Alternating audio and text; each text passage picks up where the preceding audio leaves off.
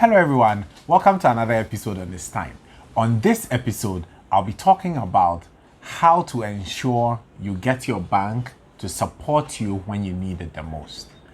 Many people have had challenging experiences with their bank, and when they need the bank the most, it turns out that the bank is not interested to help.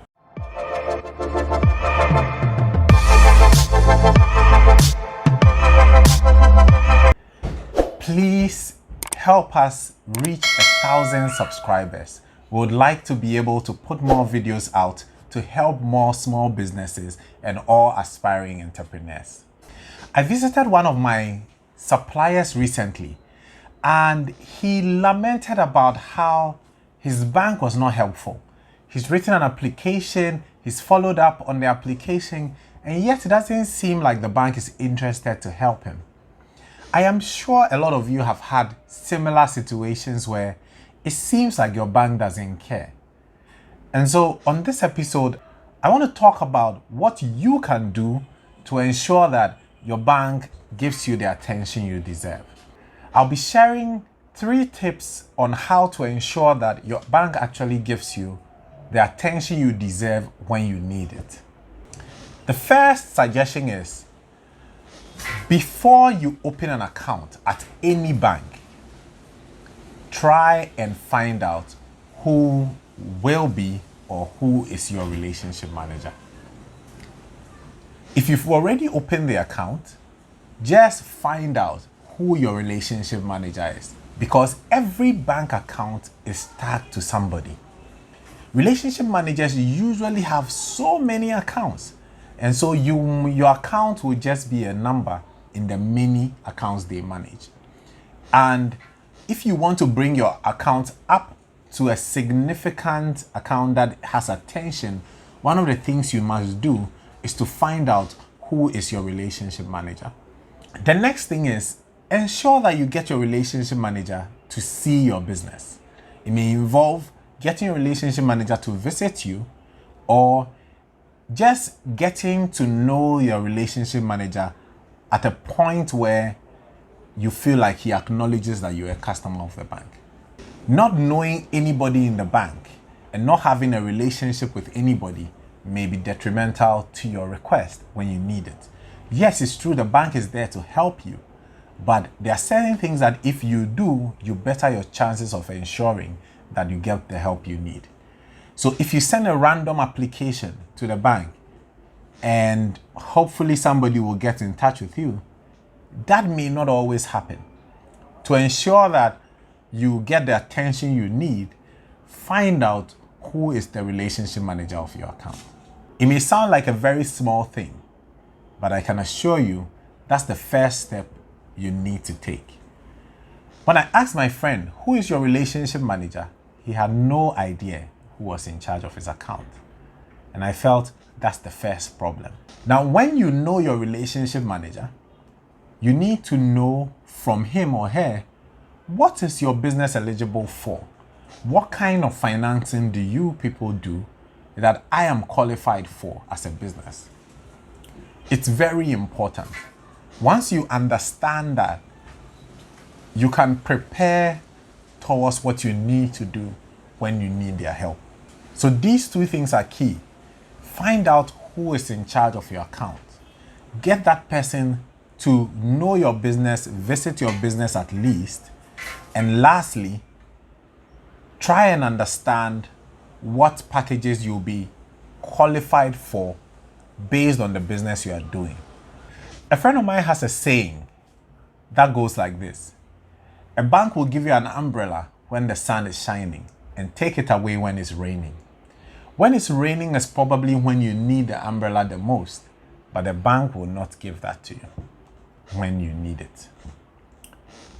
I just want to say, when you join a new bank and you know that in the future you will seek some support from the bank, start immediately to engage the bank on the possibility of financing. They may tell you, you need to bank with us for 6 months. They may tell you all sorts of things. You need to begin to put all those things together before the time you really need it. Because when you need it the most, you won't get it. Personally, I've had that situation. I was from the bank. I took it for granted that when I go to the bank, I will get what I need. Then I found out that no, the bank is the same. I needed to have prepared way ahead of time, even when I didn't need it. So I went back to my relationship manager and I said, hey, I need to get some financing in the next 3 months. What do I need to do? And she coached me through it. And that made me actually get the financing I need. And so it's not automatic that even with the knowledge you have, you will get the support you need from your bank. I just think that everybody needs to plan ahead of time before you actually need the help from your bank.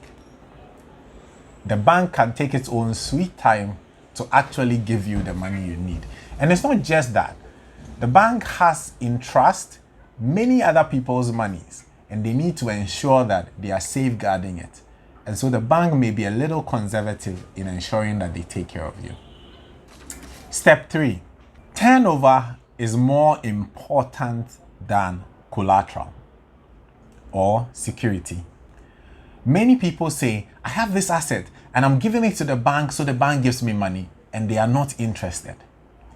The reason is that no bank cares about what security you have. The bank only cares about how your cash flows.